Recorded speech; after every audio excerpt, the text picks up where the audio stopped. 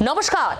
রাত ঠিক 9টা বাজে ঘড়ি মিলিয়ে নিন। যেমন প্রমিস করেছিলাম, আজ 17ই মার্চ 2025 আমি পিউ আপনার সামনে যা বলবো সত্যি বলবো। আর এই কথা আপনাকে বিশ্বাস করানোর জন্য এই গীতা আজ আমার সঙ্গে রয়েছে। এই যে এই গীতা ছুঁয়ে বলছি, সত্যি ছাড়া কিচ্ছু বলবো না। আর সত্যি সব সময় অপ্রিয়, খারাপ লাগবে অনেকেরই, কি করা যাবে? তুষ্ট করার দায় তো আমার নয়। আমি পিউ গীতার নামে শপথ করে বলছি, যা বলবো সত্যি বলবো। কিন্তু কি বলবো? আমরা ভারতের মানুষ ধর্মে বিশ্বাস করি। ধর্ম চর্চা আমাদের ব্যক্তিগত, আপনার ধর্ম আপনার, আমার ধর্ম আমার। না, আর নয়। এখন সকলে বলছেন ধর্ম নাকি গিয়ে পড়েছে রাজনীতির উঠোনে, বাড়ির কুঠুরির বাইরে। সত্যি? আমার কাজ সত্যি বলা। আমরা ধর্মবিশ্বাসী মানুষ ধর্মে ডরাই। এই রকম ছবি তো অনেকেই দেখেছি, আপনিও দেখেছেন। ফুটপাতে, বাড়ির দেওয়ালে, কোনো অফিসের দেওয়ালে পোস্টার দিয়েও পান গুটখার পিক ফেলা বন্ধ করা যাচ্ছে না। অথচ একটা ঠাকুরের ছবি লাগিয়ে দিন, কেল্লা ফতে পিকে ছবি, হ্যাঁ হিন্দি ছবি, ওই সিনটা মনে করুন, যেখানে মন্দির চত্বরে ভক্তদের পিটুনির হাত থেকে বাঁচাতে গালে ভগবানের স্টিকার সেঁটে দিচ্ছেন আমির খান, যা দেখে আর কেউ হাত তোলার সাহস করছেন না। তাহলে কি বুঝলেন? ধর্ম আমাদের বর্ম। দেখুন না, ৪৫ দিন ধরে চলা কুম্ভে প্রায় অর্ধেক দেশবাসী পুণ্য লাভে গিয়েছিলেন। তাই কি ধর্মের আশ্রয় নিচ্ছেন নেতারাও? সত্যি আজ ফুরফুরায় গিয়েছেন মুখ্যমন্ত্রী মমতা বন্দ্যোপাধ্যায়। পীরজাদাদের সঙ্গে বৈঠকও করেছেন। মুখ্যমন্ত্রী বললেন ভোটের কথা ভেবে তিনি যাননি। শুনুন। আমি খ্রিস্টানদের ফেস্টিভ্যালেও যাই, আমি ঈদ মোবারকেও যাই, আমি ইফতার নিজে করি, আমি পাঞ্জাবিদের গুরুদ্বারেও যাই, গুজরাটিদের ডান্ডি নাচেও যাই, দোল পূর্ণিমাতেও যাই, মহাবীর জৈনের কাছেও যাই। আমি মনে করি বাংলার মাটি সম্প্রীতির মাটি, সাম্প্রদায়িক সম্প্রীতির মাটি। আমি এই রমজান মাসে যেমন দোল হোলির মোবারক জানিয়েছি, আমি তেমনি রমজান মাসে সকলের রোজা আল্লাহ তাআলা কবুল করুক, আমি সকলের হয়ে দোয়া প্রার্থনা করব। মুখ্যমন্ত্রী বলছেন তিনি সম্প্রীতির বার্তা দিচ্ছেন, বিরোধী মুখ বন্ধ হচ্ছে না। মুখ্যমন্ত্রী ফুরফুরায় পা রাখার আগে থেকেই শুভেন্দু অধিকারী সুর চড়াতে শুরু করেছেন। হ্যাঁ, হিন্দুত্বের সুর তিনি অনেকদিন ধরে চড়াচ্ছেন, আজ ফুরফুরা নিয়ে। এর পিছনে নাকি তৃণমূলের নির্দিষ্ট ভোট ব্যাংক রাজনীতি, দাবি শুভেন্দু অধিকারীর। তৃণমূল এসব শুনে চুপ করে বসে থাকবে? হতেই পারে না। শুনুন। ব্যাংকে কনসলিডেট করতে একবার বিধানসভা ভোটের আগে যান, 16 সালেও গেছিলেন। 5 বছর ফুরফুরার কথা ভুলে গেছিলেন, মুসলিমদের কথা ভুলে গেছিলেন। এখন ভোট এসেছে, তাই ফুরফুরায় যেতে হবে। 26-এ ভোট আসছে, চাপে আছেন। বাংলার হিন্দু ভোটার যারা তৃণমূলকে ভোট দেন, তারা একটু আজকে টিভির দিকে নজর রাখবেন। আমি যে বলি তোষণের রাজনীতি, সেটা প্রমাণ হয়ে যাবে। কার কোন বাধ্যতায় কি করছে তো শুভেন্দু অধিকারী সব থেকে ভালো জানে, যে তাকে ওখানে গিয়ে এখন উগ্র হিন্দু সাজতে হচ্ছে। তো সুতরাং মমতা বন্দ্যোপাধ্যায়ের কাছে ফুরফুরায় যাওয়া নতুন নয়, আগেও বহুবার গেছেন। আই রিপিট, আগেও গেছেন, নতুন নয়। মমতা বন্দ্যোপাধ্যায় বিভিন্ন মসজিদে যান, মন্দিরে যান, গির্জাতে যান, গুরুদ্বারায় যান, কারণ মমতা বন্দ্যোপাধ্যায় সব ধর্মকে সম্মান করেন। ফুরফুরার ইফতারে আজ আমন্ত্রিত ছিলেন নওশাদ সিদ্দিকীও, যিনি নিজেও ফুরফুরা শরীফের অন্যতম পীরজাদা। আদৌ যাবেন কিনা সকাল থেকে তাকে বহুবার প্রশ্ন করা হয়েছে। তিনি ধোঁয়াশা বাড়িয়ে গেছেন। ভাঙড়ের আইএসএফ বিধায়ক নিজেই এমন ইঙ্গিত দিয়েছেন হয়তো যাবেন মনে হয়েছিল। যদিও শেষ পর্যন্ত ফুরফুরার ইফতারে দেখা যায়নি নওশাদকে। তবু লোক বলছে ভোট যুদ্ধ শেষ পর্যন্ত নাকি ধর্মযুদ্ধে গড়িয়ে যাবে। 26-এর বিধানসভা ভোটের আগে এই ধর্মযুদ্ধের জাঁতাকলে পিষছে বাংলার অসাম্প্রদায়িক ভাবমূর্তি। দিনের শেষে যেই জিতুক এর কোল্যাটারাল ড্যামেজ আমি, আপনি, বাকি ভোটার আমরা সবাই হব না তো? ভোট যুদ্ধ 2026 দমদার লড়াই, রাজনীতির লড়াই, আর বাংলা রাজনীতির সচেতন রাজ্য। কিন্তু এই রাজনীতি সচেতন রাজ্য হঠাৎ ধর্মযুদ্ধের ইঙ্গিত পাচ্ছে কি? এবার খুল্লা ধর্মযুদ্ধে রাজ্য রাজনীতির যুযুধান দুপক্ষ। এক পক্ষের অস্ত্র কি চড়া হিন্দুত্ব, আর এক পক্ষের বিরুদ্ধে কি অভিযোগ? সংখ্যালঘু তোষণের। যুদ্ধক্ষেত্রের একদিকে সেনাপতির ভূমিকায় শুভেন্দু অধিকারী, রাজ্যের বিরোধী দলনেতা, রাজ্যে বিজেপির অন্যতম প্রধান মুখ। দিন কয়েক আগে তিনি তৃণমূলের মুসলিম বিধায়কদের চ্যাংদোলা করে ফেলে দেওয়ার হুমকি দিলেন। হ্যাঁ, রাজ্যের বিরোধী দলনেতা। আচ্ছা, এরা যখন মুখ্যমন্ত্রী মমতা বন্দ্যোপাধ্যায়ের ফুরফুরা সফরকে ভোট অঙ্কের চোখে দেখছেন, সেই চশমায় দেখছেন, গলার শির ফুলিয়ে বলছেন এর পিছনে রাজনীতি, তাহলে নিজেরা যা বলছেন তার ব্যাখ্যা দেখুন। চ্যাংদোলা করে তুলে রাস্তায় ফেলবো, এই রাস্তায় ফেলবো, চ্যাংদোলা করে তুলে রাস্তায় ফেলবো, এই রাস্তায় ফেলবো। শুভেন্দু অধিকারীর চ্যাংদোলা মন্তব্যে তোলপাড় রাজ্য রাজনীতি। আক্রমণে নেমে পড়েছেন তৃণমূলের মুসলিম বিধায়করা। এই ঘটনাকে কেন্দ্র করে ধর্মযুদ্ধ বিধানসভায়। চ্যাংদোলা মন্তব্যের জন্য গত বুধবার নাম না করে শুভেন্দুকে আক্রমণ করেন বিধানসভার ভিতরে বাইরে। ধর্মযুদ্ধ। ভিতরে মুখ্যমন্ত্রী বলেন, একটি নির্দিষ্ট ধর্মীয় সম্প্রদায় সম্পর্কে যে কথা বলা হয়েছে তা কোনো মতেই কাম্য নয়, ধিক্কার জানাই। যিনি কথা বলেছেন তাকে একদিন পস্তাতে হবে। এখানেই শেষ নয়। বিজেপি বিধায়কদের নিশানা করে মুখ্যমন্ত্রীর অভিযোগ ছিল, আপনাদের ধর্ম মানে শুধু মানুষকে খুন করা, মানুষকে কেটে ফেলা, টুকরো টুকরো করা। আপনারা সেই ধর্ম করেন। শুভেন্দুর চ্যাংদোলা মন্তব্য নিয়ে আক্রমণের মুখে ফিরহাদ হাকিমের একটি বিতর্কিত মন্তব্যকে হাতিয়ার করে বিজেপি। বিধানসভা কক্ষে মুখ্যমন্ত্রীর উদ্দেশ্যে বিজেপির মুখ্য সচেতক শঙ্কর ঘোষ বলেন, আপনার মেয়র এই বিধানসভার এক মন্ত্রী ধর্মান্তকরণের কথা বলেছিলেন, তখন আপনি চেয়ারের মর্ম রেখেছিলেন? জবাব দিতে দেরি করেননি মুখ্যমন্ত্রী। বিজেপি বিধায়কদের উদ্দেশ্যে বলেন, ফিরহাদ হাকিমকে আমি নিজে বলেছি এ ধরনের কথা বলা যাবে না, এটা দলের অভ্যন্তরীণ বিষয়, এখানে বলা যায় না। তাও বললাম, আমাদের দল অনেক শৃঙ্খলাবদ্ধ। মুখ্যমন্ত্রী যখন বিধানসভার ভিতরে সরব, তখন বাইরে বসে সুর চড়ান বিরোধী দলনেতা শুভেন্দু অধিকারী। মমতা ব্যানার্জি হিন্দু বিরোধী দুবার প্রমাণ করেছেন। রাম মন্দির উদ্বোধনের দিন তিনি রাম মন্দির উদ্বোধনে আমন্ত্রণ পাওয়া সত্ত্বেও যাননি, উল্টে মিছিল করেছেন পার্সার কাছে। 3 জন এমপি সান করে এসছে। আপনি মৃত্যুকুম্ভ বলে নিজেকেই প্রমাণ করেছেন যে আমি হিন্দু বিরোধী। বছর ঘুরলেই বিধানসভা ভোট, তার আগে ধর্মযুদ্ধের আঁচ কোথায় গিয়ে দাঁড়াবে সে হিসেব কষছেন রাজ্য রাজনীতির কারবারিরা। আমি বলছি, চোখে চোখ রেখে তাবেদারি করা যায়, কিন্তু চোখে চোখ রেখে সত্য বলতে দম লাগে।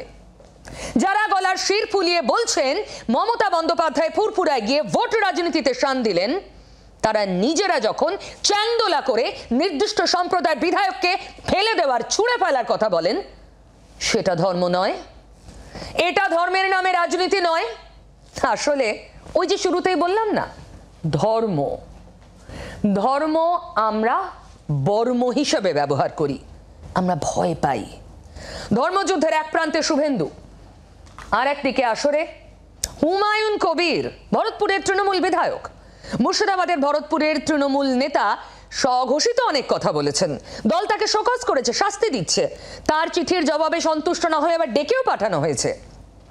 গত কয়েকদিন ধরে বিতর্ক তৈরি করাই যেন তার টার্গেট। হুমায়ুন বলছেন, ঠুসে দেব প্রতিপক্ষকে, ঘিরে দেব, না হয় এসব বুঝতে পারলাম। তা বলে দল পরে আগে তিনি সংখ্যালঘু? এটা একজন নেতা বলছেন, যিনি জনতার ভোটে জিতেছেন একটা নির্দিষ্ট দলের প্রতীক নিয়ে, দলের জার্সি গায়ে দিয়ে। হুমায়ুন কি বলেছেন শুনবো। আমি হুমায়ুন কবির একজন মুসলিম বিধায়ক হিসাবে চ্যালেঞ্জ করছি আপনাকে, আপনি 72 ঘন্টার মধ্যেই কথা প্রত্যাহার না করলে এই 42 জন এমএলএ আপনাকেই বিধানসভার ভেতরে আপনার যে ঘর সেই ঘরের বাইরে আপনাকে আমরা বুঝে নেব। অথচ দেখুন, এই মাত্র কটা দিন আগে 27শে ফেব্রুয়ারি নেতাজি ইন্ডোরে দলের রাজ্য সম্মেলন হলো, আর সেখানে দলের সুপ্রিমো বললেন দাদা নয় দল আগে। কেউ বলছেন আমি সিম্বল চিনি না বলে তার নেতার নাম বলছে, আবার কেউ কেউ বলছেন আমি তৃণমূল বুঝি না, আমি ওই দাদার রাজনীতি করি। আর কে কি বলছেন, কে কি করছেন, সবটাই কিন্তু নজরে আমার থাকে। বিতর্কিত মন্তব্যের জন্য আগেও তাকে হলুদ কার্ড দেখিয়েছিল তৃণমূল, এবার আবার শোকজ। তাতে কি কুছ পরোয়া নেই হুমায়ুনের কথা আবার শুনুন। প্রথমে শোকজ, জবাব তলবের পর মঙ্গলবার তাকে সশরীরে হাজিরার নির্দেশ তৃণমূলের শৃঙ্খলা রক্ষা কমিটির। তারপরেও হুমায়ুন বদলাচ্ছেন না, তিনি অনড়। আগে তিনি সংখ্যালঘু মুখ মুসলিম, তারপরে দল। আমার জাতিকে আক্রমণ করবে আমি বলবো না, আমার কাছে আগে দল না, আগে আমার জাতি। আপনি লিখে দেন, আমি ওসব পরোয়া করি না। কিন্তু কেন এত মরিয়া হয়ে ধর্ম পরিচয় সবার আগে রাখছেন কেন? ওই যে রাজনীতির উঠোনে গিয়ে পড়েছে ধর্ম, সামনে ভোট। যদি এই এতগুলো হলুদ কার্ড মানে শোকজ খাওয়ার পর বাই চান্স যদি তিনি টিকিটটা না পান, তাহলে ভোটের ময়দানে কি নিয়ে নামবেন? ওই আমি সংখ্যালঘু মুখ। চ্যাংদোলা মন্তব্যের জন্য ক্ষমা না চাওয়া পর্যন্ত শুভেন্দুকে মুর্শিদাবাদে ঢুকতে দেবেন না আবার বলেছেন। ধর্মযুদ্ধের পাটা পিছে হুমায়ুন চালিয়ে খেলছেন, এ বিষয়ে আমার কোনো সন্দেহ নেই। তার কাছে এখন টার্গেট ওই ভোট ব্যাংক। কিন্তু শুভেন্দু কি ডাগ আউটে বসে থাকার পাত্র? ধর্মযুদ্ধ কিন্তু শুধু মুখের কথায় আটকে নেই, পোস্টার, ব্যানার, এমনকি দেওয়ালেও ছড়িয়ে পড়েছে। যদি আপনার বিশ্বাস না হয়, বাঁকুড়ার ছবিটা দেখুন। ভোট আসতে এখনো বছর খানেকেরও বেশি, প্রার্থীর নাম কেউ জানে না। সময় নষ্ট করতে নারাজ বিজেপি দেওয়ালে ধর্ম ধর্ম লিখতে শুরু করেছে। 26-এর ভোটে হিন্দুদের এককাট্টা করতে আসরে নেমে পড়েছে গেরুয়া শিবির। বাঁকুড়া 1 নম্বর ব্লকের দেওয়ালে দেওয়ালে হিন্দুত্বের বার্তা। বাঁকুড়া দেখলেন, হুগলি দেখুন, বিজেপি ব্যানার নিয়ে রাস্তায়, সঙ্গে ফ্লেক্স, কি লেখা? হিন্দু হিন্দু হিন্দু। তাহলে এই যে ধর্মের নামে রাজনীতি যারা বারবার জোর গলায় বলে অভিযোগ করছেন, তৃণমূলের দিকে, তৃণমূলের বিরুদ্ধে সরব হচ্ছেন, তারা নিজেরা ধর্মকে রাজনীতির ময়দানে নামাচ্ছেন না? 26-এর বিধানসভা ভোটের আগে পদ্ম শিবির নিজেদের উদ্দেশ্যে স্পষ্ট করে দিয়েছে, পাল্টা কৌশল হিসেবে তৃণমূলের হাতিয়ার সর্বধর্মের সমন্বয়। আজই চুঁচুড়ায় বিধায়ক অসিত মজুমদারের নেতৃত্বেই সর্বধর্ম সমন্বয় যাত্রা বের করে জোড়াফুল শিবির।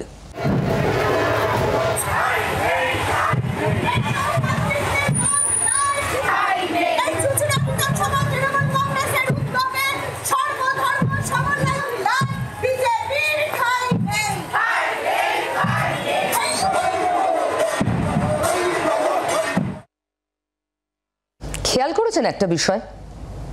বিজেপি যখন চড়া হিন্দুত্বের সুরে গান ধরেছে, যখন মুখ্যমন্ত্রীর ফুরফুরা শরীফ নিয়ে রাজনীতির অঙ্ক দেখছে, তখন বিজেপির যে ভাষ্য, যে বক্তব্য, যে ভাষা, সেটা অনেক বেশি প্রকাশিত, কোনো আগল নেই।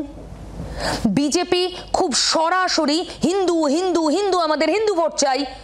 শুভেন্দু অধিকারী তো বলেইছেন, আর 5% হিন্দু ভোট হলেই কেল্লা ফতে হবে।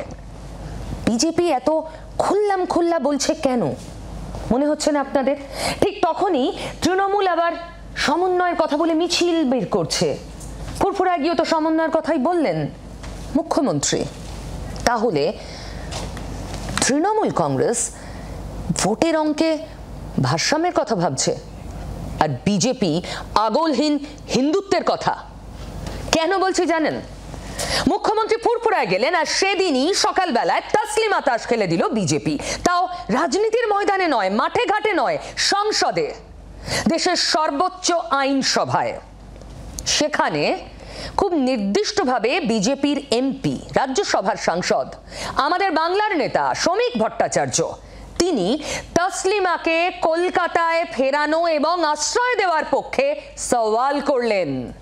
নির্বাসিত বাংলাদেশি লেখিকা তসলিমা নাসরিন, তাকে কলকাতায় ফেরানোর দাবি জানিয়ে সংসদ গরম করে দিলেন সকালেই কে? বিজেপির এমপি। সংসদের ভিতর তসলিমার হয়ে গলা ফাটালেন শ্রমিক ভট্টাচার্য, আর সংসদের বাইরে দাঁড়িয়ে সরব হলেন কেন্দ্রীয় মন্ত্রী, রাজ্য বিজেপির সভাপতি সুকান্ত মজুমদার।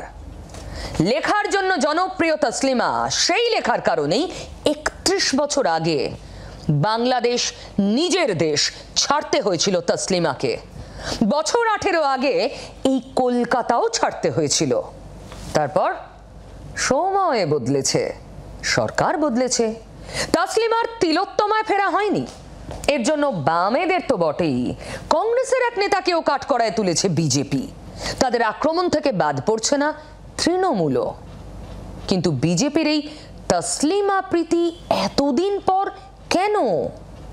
নারীর অধিকার, বাক স্বাধীনতা, নাকি অন্য কোনো হিডেন এজেন্ডা? সুকান্ত শ্রমিকদের তসলিমা সওয়াল নিয়ে রাজ্যের শাসক শিবির তৃণমূল ভাবছে কিছু, শুনুন। তসলিমা নাসরিনের কাছে কলকাতা শহর প্রাণের শহর। তসলিমা নাসরিন কলকাতায় ফিরে আসতে চান, বাংলায় কথা বলতে চান, বাংলায় কবিতা লিখতে চান, বাংলায় সাহিত্য সৃষ্টি করতে চান।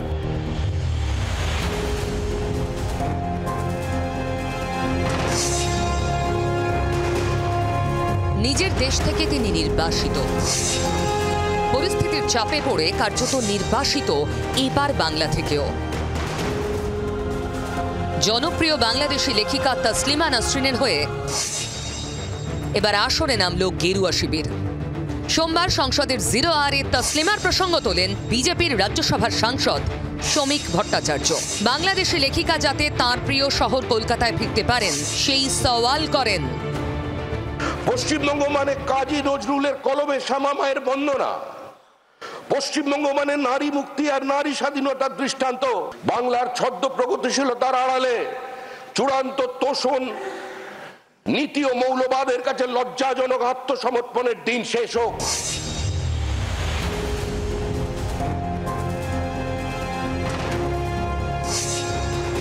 3 দশকের ওপর বাংলাদেশ ছাড়া তসলিমা 1993-এর লজ্জা বইটি প্রকাশের সময় তার বিরুদ্ধে ফতোয়া জারি করে ওপার বাংলার মৌলবাদীরা। চাপের মুখে পরের বছরই জন্মভূমি ছাড়েন।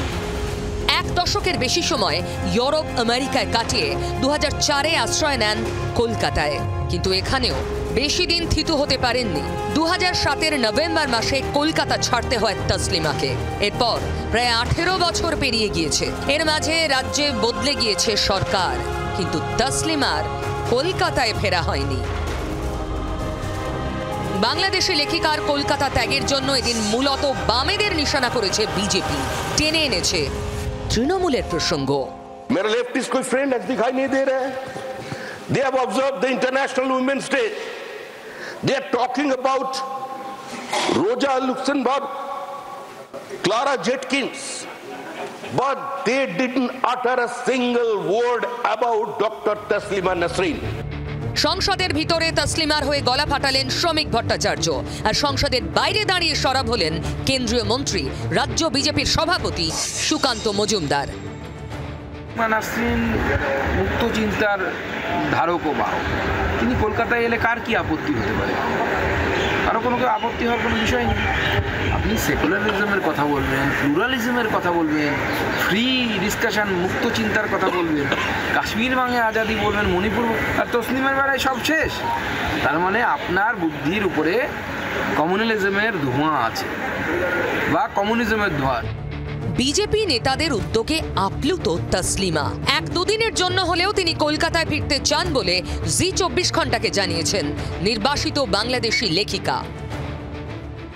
যদি নতুন করে আমি বাস করতে পারি কলকাতায়, তাহলে আমি খুবই খুশি হব। আর যদি বাস নাও করতে পারি, সেদিকে তো সম্ভব না হয়, অন্তত যেন বইমেলার সময় অথবা সাহিত্য যখন হয় তখন আমি আমন্ত্রিত ওখানে যেন যেতে পারি, একদিন দুদিনের জন্য যেন আমি ওখানে যেতে পারি, থাকতে পারি, এটাও যদি সম্ভব হয় তাহলে আমার খুব ভালো লাগবে।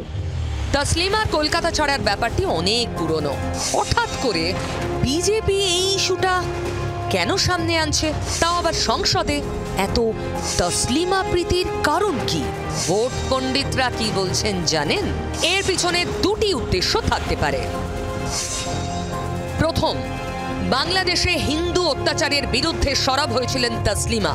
বাংলাদেশে হিন্দু অত্যাচারের বিরুদ্ধে লাগাতার বলে গিয়েছেন বিজেপি নেতারাও, অর্থাৎ হিন্দু নিপীড়নের বিরোধী মুখ তসলিমা বিজেপির কাছে। দ্বিতীয়ত, তসলিমা কলকাতায় ফিরলে বাংলার বহু সংখ্যালঘু তাকে মেনে নিতে নাও পারেন। ঘুরপথে, কৌশলে বাংলার শাসক শিবিরকে বেকায়দায় ফেলার ছক।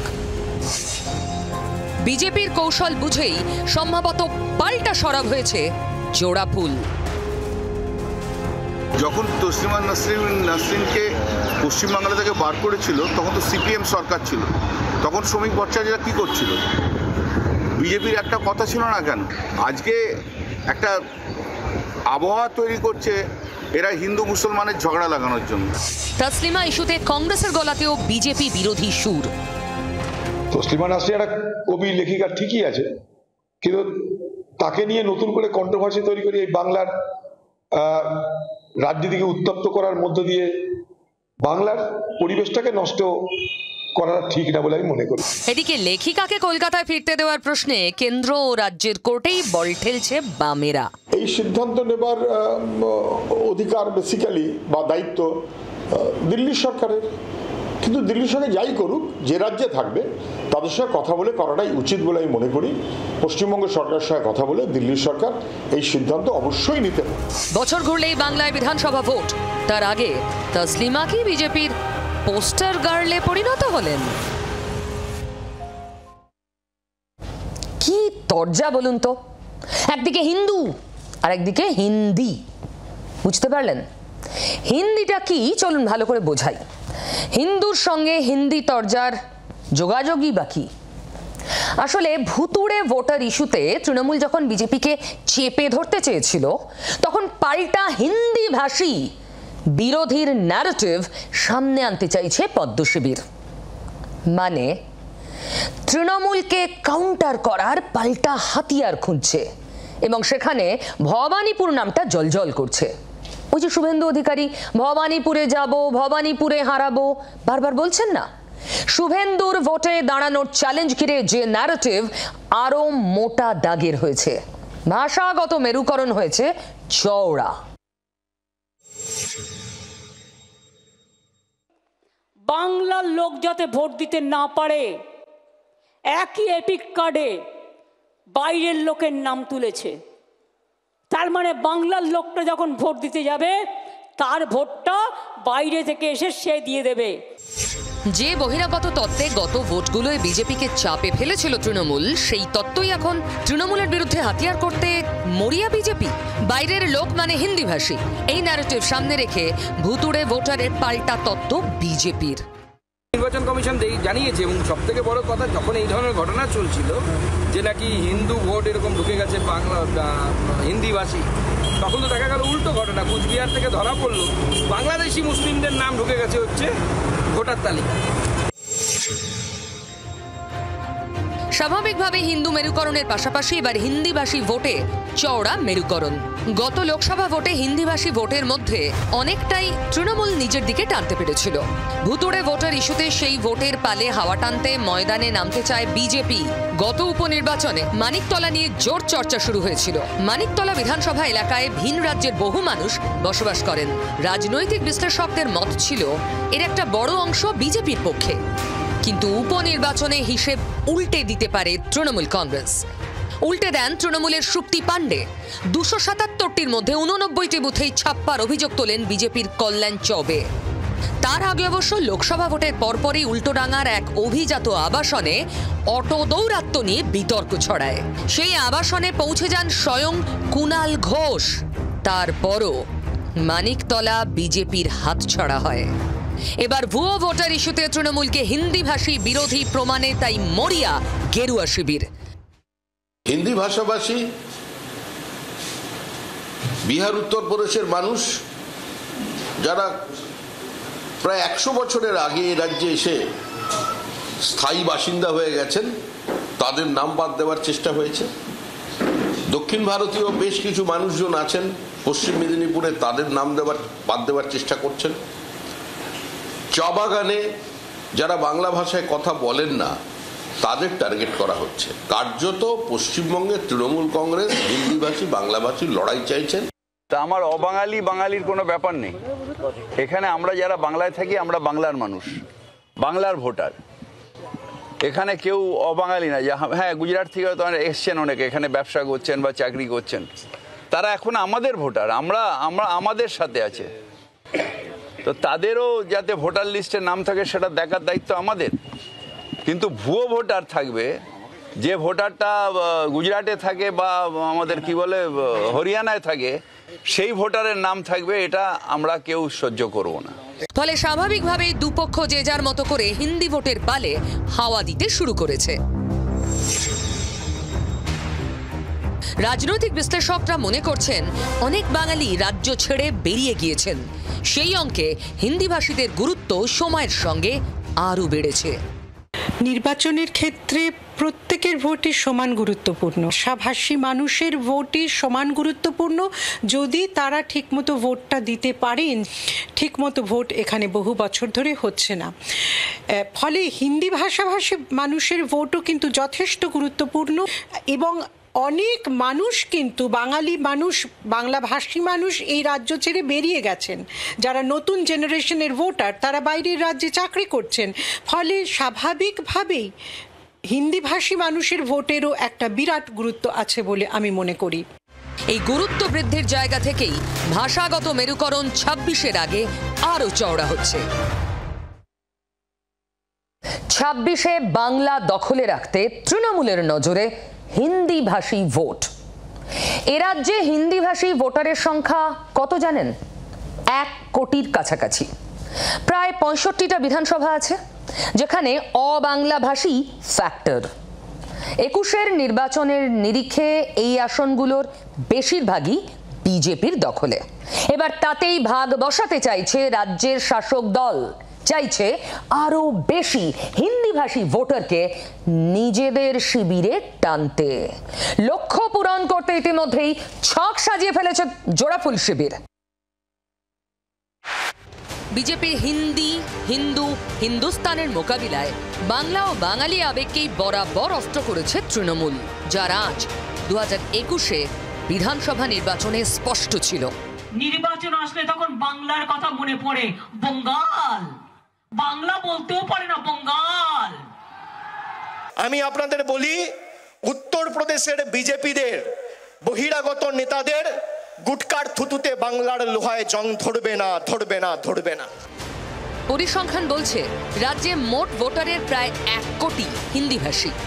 সবচেয়ে বেশি হিন্দিভাষী ভোটার রয়েছে দার্জিলিং, জলপাইগুড়ি, কলকাতা, হাওড়া, হুগলি, উত্তর 24 পরগনা ও পশ্চিম বর্ধমানের মতো জেলায়। বিধানসভায় 65টি আসন হিন্দিভাষী প্রভাবিত। 2021-এর বিধানসভা নির্বাচনে এর মধ্যে 35টি আসন বিজেপির দখলে, তৃণমূলের দখলে 30টি আসন। 2019-এর পর থেকে ধাপে ধাপে হিন্দি ভোট বাড়িয়েছে তৃণমূল। 26-এর নির্বাচনে বিজেপির দখলে থাকা 35টি আসনও নজরে রয়েছে জোড়াফুল শিবিরের। এই আসনগুলোতে দাঁত ফোটাতে সরকারি কাজের ফিরিস্তি নিয়ে হিন্দিভাষীদের কাছে পৌঁছানোর সিদ্ধান্ত নিয়েছে তৃণমূল শিবির। মিডিয়াম স্কুলসটা আমরা বাড়িয়ে দিচ্ছি, এডুকেশনের উপরে খরচা করেছি, কলেজেস করে দিয়েছি। West Bengal's and India's 2nd Hindi university এখানে হাবড়াতে করে দিয়েছি। তো হিন্দি ভাষাতে যা যা ইউনিক প্রবলেমস আছে ওটা আমরা করে দিয়েছি। Plus delivery of goods and services, যেরকম লক্ষ্মী ভাণ্ডার, স্বাস্থ্য সাথী, যেখানে যেখানে প্রবলেম গ্যাপ ছিল এরা করতো না, আমরা এনাকে টেনে টেনে ক্যাম্পে বসে প্রবলেমটা ইরেডিকেট করে করিয়ে দিয়েছি। 21-এ বহিরাগত ইস্যু ডিভিডেন্ড দিলেও এ রাজ্যে হিন্দিভাষী ভোট যে ফ্যাক্টর তা ভালো করেই জানে তৃণমূল। তাই 24-এর লোকসভা নির্বাচনে আসানসোল থেকে শত্রুঘ্ন সিনহা বর্ধমান দুর্গাপুর থেকে কীর্তি আজাদকে টিকিট দিয়েছে তৃণমূল। গত কয়েক বছরে রাজ্যে রামনবমী, গণেশ পুজো, ছট পুজোয় সরকার ও শাসক শিবিরের সমর্থনও বেড়েছে। आज बिहार में इतना ज्यादा छठ पूजा नहीं होता है जो बंगाल में होता है, ये आप लोग को याद रहना चाहिए। এই অবস্থায় তৃণমূলকে হিন্দিভাষী বিরোধী প্রমাণে গেরুয়া শিবির তেড়ে ফুড়ে ময়দানে নেমেছে। তৃণমূল কংগ্রেস লিঙ্গুইস্টিক মাইনরিটি আর বাংলাদেশি হিন্দু উদ্বাস্তুদের বিরুদ্ধে যুদ্ধ ঘোষণা করেছে। যারা গুজরাটি আছেন, যারা পাঞ্জাবি আছেন, যারা বিহার উত্তরপ্রদেশের মানুষ আছেন, যারা হিন্দি ভাষাভাষী আছেন, বিশেষ করে তাদের নাম ভোটার লিস্ট থেকে বাদ দেওয়া, তাদের বিরুদ্ধে চক্রান্ত করা, তাদের ভোট দিতে বাধা দেওয়ার সর্বত প্রকার চেষ্টা তৃণমূল কংগ্রেস করবে। সব মিলিয়ে বাংলায় ভোটের আগে হিন্দি ভাষীদের নিয়ে টানাটানিতে ব্যস্ত সব পক্ষ। ও, একটা কথা তো বলতেই ভুলে গেছি, এই যে প্রতিদিন রাত 9টায় আপনাদের সামনে আসবো, প্রত্যেক দিন আপনাদের সঙ্গে কথা বলবো আর সত্যির পসরা সাজিয়ে বসবো, এই পুরো কাজটাই আমাকে হেল্প করবে এলিগেন্ট স্টিল। বিশেষ করে ঠিক রাত 9:30টার সময় কয়েকটা খুব গুরুত্বপূর্ণ খবর এক ঝলকে আপনাদের দেখাতে চাই, যেটা প্রেজেন্ট করছে এলিগেন্ট স্টিল নাম্বার 1 QST বার, দেশের ভরসা।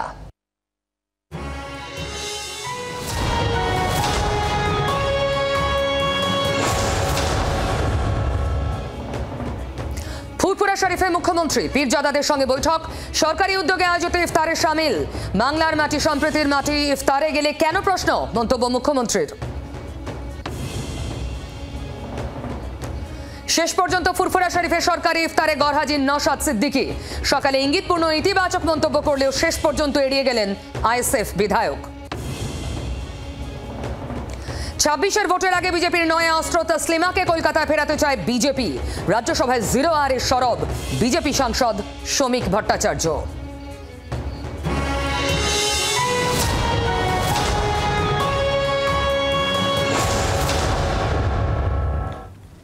এই যে হিন্দি ভাষাভাষীর বিতর্ক, এখান থেকেই রাস্তা ধরেছে ভবানীপুর। জানি হইচই ফেলেছেন স্বয়ং শুভেন্দু অধিকারী, রাজ্যের বিরোধী দলনেতা। ব্যানার্জি পরিবারের অন্যতম গড় এই ভবানীপুরে ভাষাগত অঙ্কে কিছু তফাৎ গড়তে চাইছে গেরুয়া শিবির।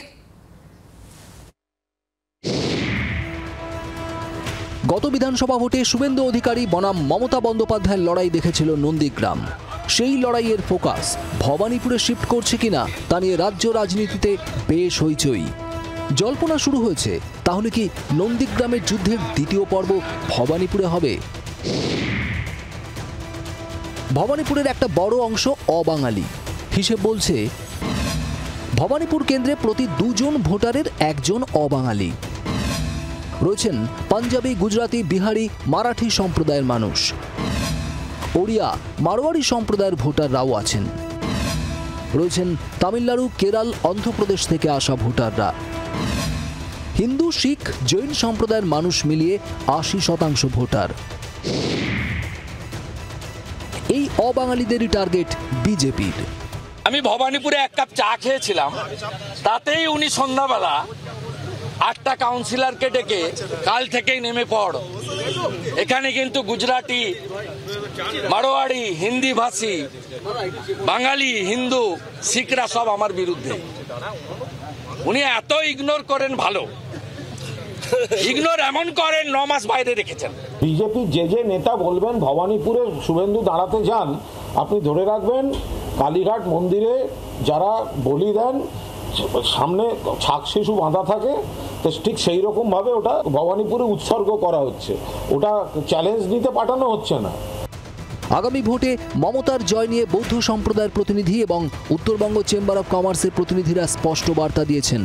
গুজরাটি এডুকেশন সোসাইটিও মমতার দিকে ঝুঁকে। এই অবস্থায় গেরুয়া শিবিরের ভাষাগত মেরুকরণ কতটা কাজে দেবে? ভবানীপুর যে এলিট ভোটার অহিন্দি মানে মানে অবাঙালি ভোটার বেশি আছে, হিন্দু ভোটার বেশি আছে, এটা একটা ভুল ধারণা। আমরা ভুলে যাই, আমরা সবসময় ভবানীপুরকে ভাবি একটা অবাঙালি অধ্যুষিত এলিট না। পশ্চিমবাংলার যে কোনো বিধানসভার মধ্যেই ভবানীপুরের মধ্যে একটা বড় সংখ্যক প্রান্তিক মানুষের বাস আছে, যে প্রান্তিক মানুষরা তৃণমূলের বড় ভোট ব্যাংক। অবাঙালি যখন আমরা বলছি, এই অবাঙালিদের মধ্যে অবাঙালি হিন্দু যেমন আছেন, ভবানীপুরে অবাঙালি মুসলিমের জনসংখ্যা বিরাট।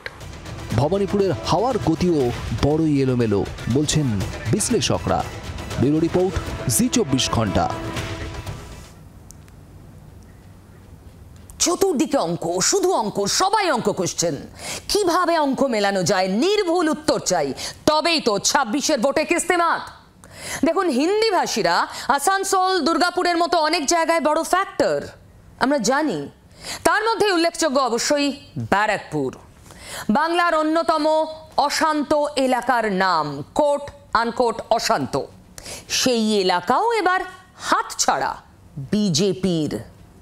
ব্যারাকপুর বেল্ট বিজেপি ধরে রাখতে পারেনি, হেরেছেন খোদ অর্জুন সিং। এখানেও ওই হিন্দি তরজা, এখানেও হিন্দি ভাষা এবং অহিন্দি ভাষার ভিত্তিতে মেরুকরণ।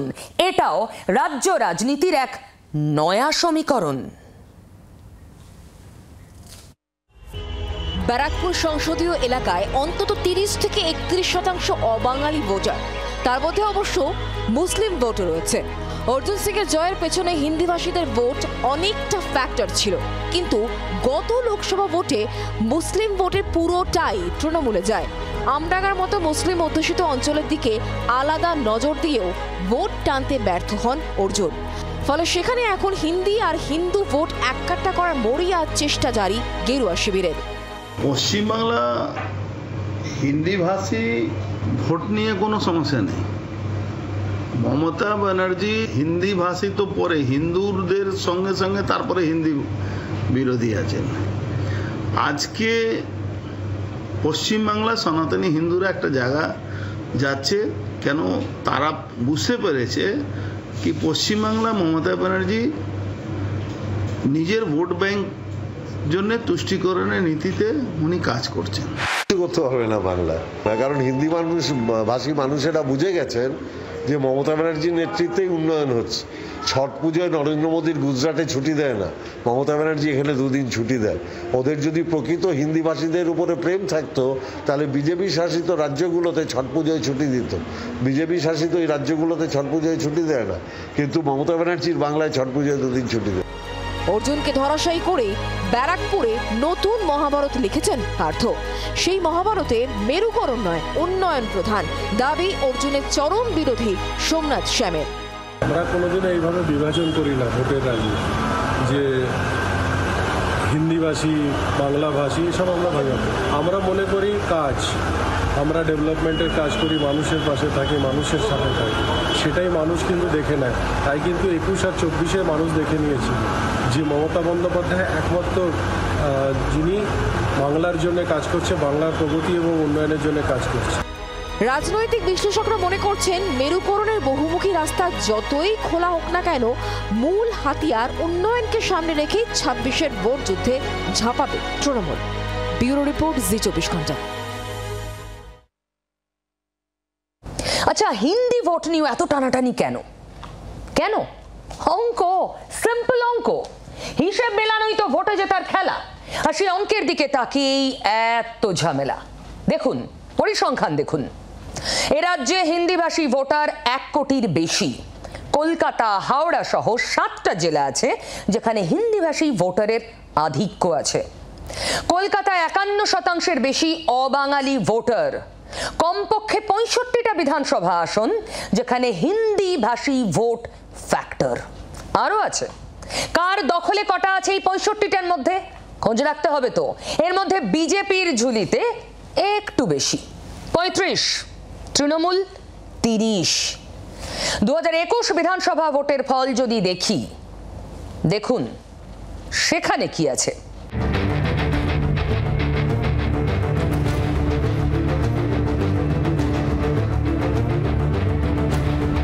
বছর ঘুরলেই আর একটা বিধানসভা ভোট। রাজ্যের মুখ্য নির্বাচনী আধিকারিক কে হবেন? কি এমন গুরুত্বপূর্ণ জিনিস যে তাই নিয়েও চর্চা হতে হবে ভাবছেন তো? গুরুত্বপূর্ণ কেন জানেন? এখানেও সংঘাত, ওই যে ধর্মের সংঘাত, হিন্দিভাষী ভোটের সংঘাত, এখানেও সংঘাত। সংঘাতের নাম কমিশন। কমিশন সংঘাত। একটা খুফিয়া খবর দিই আপনাদের, একেবারে এক্সক্লুসিভ যাকে বলে। এ রাজ্যের জন্য স্থায়ী সিইও নিয়োগ করতে চায় নবান্ন, মানে চিফ ইলেকটোরাল অফিসার এ রাজ্যের জন্য। নবান্ন ইতিমধ্যেই নামের তালিকা পাঠিয়ে দিয়েছে জাতীয় নির্বাচন কমিশনে। এটাই পদ্ধতি, কিন্তু এখানেই খবর, প্রথম তালিকা বাদ, পছন্দ হয়নি ইলেকশন কমিশনের। নবান্ন পাঠিয়েছে দ্বিতীয় তালিকা, সেখানেও কাঁচি, পছন্দ হয়নি ইলেকশন কমিশনের। গত বছরের ডিসেম্বরে অবসর নেন আরিজ আফতাব। তারপর থেকেই রাজ্য কমিশনে কোনো স্থায়ী সিইও নেই। ভারপ্রাপ্ত সিইওর দায়িত্ব সামলাচ্ছেন দিব্যেন্দু দাস। সম্প্রতি দুটো নামের তালিকা জাতীয় নির্বাচন কমিশনে চলে গেছে, দুটোতেই কাঁচি করে দিয়েছে জাতীয় নির্বাচন কমিশন। কিন্তু সেই তালিকাগুলো খারিজ হলো কেন? আসছি সে কথায়।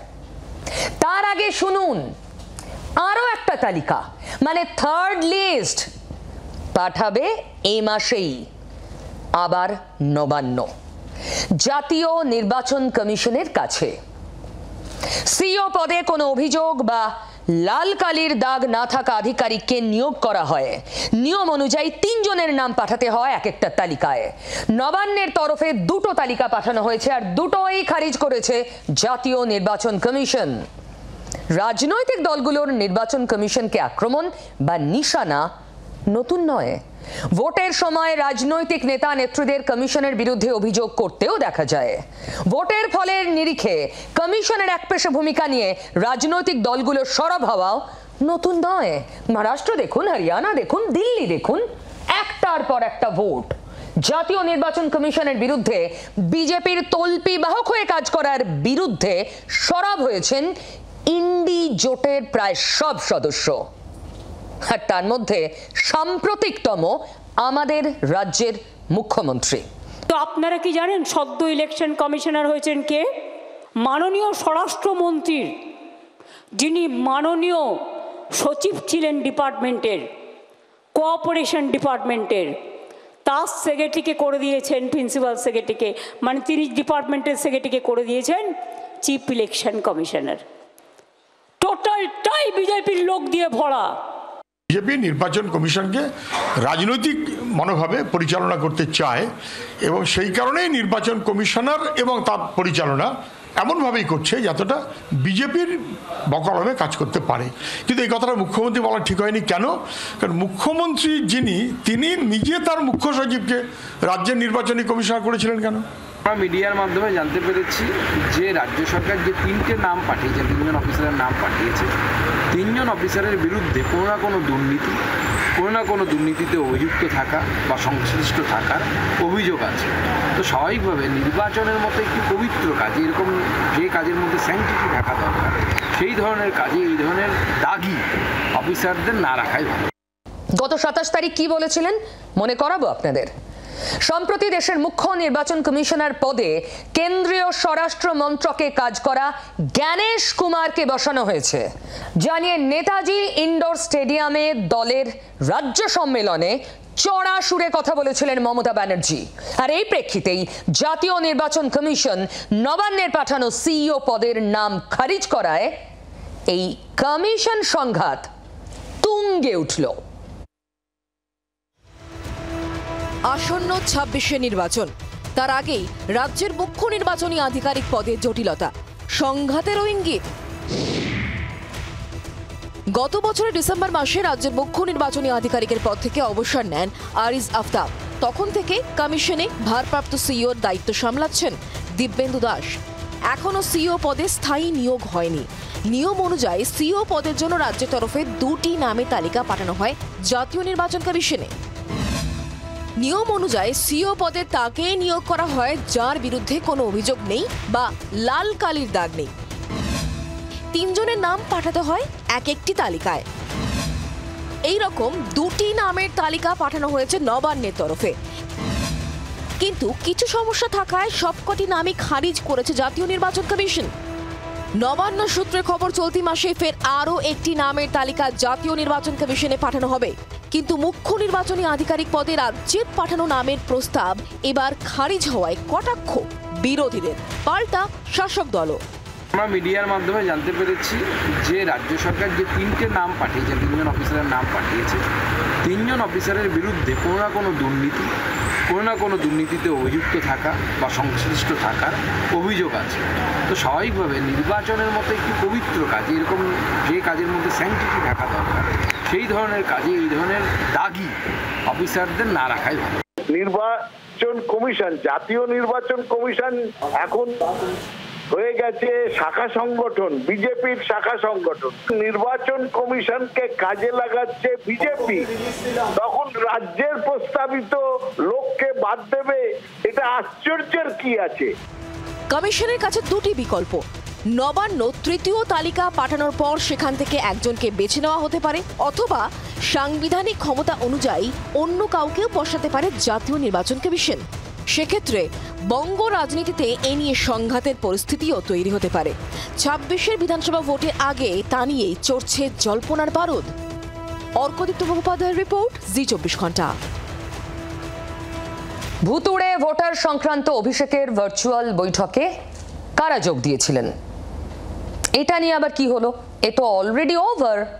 15 তারিখ বৈঠক হয়ে গিয়েছে, আজ তো 17 তারিখ। কিন্তু বিতর্ক তো থামে না। রাজনীতি তো নিজের পথ খুঁজে নেয়, বিতর্কের পথ। সেদিনের ভার্চুয়াল বৈঠকে কারা ছিলেন? উত্তর, 4500 নেতা কর্মী। কিন্তু এমন একজন ছিলেন যাকে নিয়ে এতদিন পর আবার খবর হচ্ছে। কে তিনি? নাম শান্তনু সেন, তৃণমূলের প্রাক্তন সাংসদ। আপনি বলবেন এই আবার কি? তৃণমূলের নেতা তৃণমূলের বৈঠকে যাবেন, এর মধ্যে খবরটা কি আছে? আরে আছে বলেই তো বলছি। তৃণমূলের প্রাক্তন রাজ্যসভার সাংসদ শান্তনু সেন এই মুহূর্তে দল থেকে সাসপেন্ডেড। মানে যে দলের সুপ্রিমোর নাম মমতা ব্যানার্জি, সেই তৃণমূল কংগ্রেস সাসপেন্ড করেছে শান্তনু সেনকে। তার মানে দলীয় কর্মসূচিতে তার থাকার কথা নয়। আরজি কর কাণ্ডে মনে নেই, একাধিক মন্তব্য করেছিলেন শান্তনু সেন। রুষ্ট হয়েছিলেন স্বয়ং দলনেত্রী। তার অনেক কথাতেই অস্বস্তিতে পড়ে ঘাসফুল জোড়াফুল শিবির। এরপর চলতি বছরের 10 জানুয়ারি শান্তনুকে সাসপেন্ড করা হয়। সেই শান্তনুই অভিষেকের ভার্চুয়াল বৈঠকে যোগ দিলেন। ঘরে বাইরে আবার জল্পনা।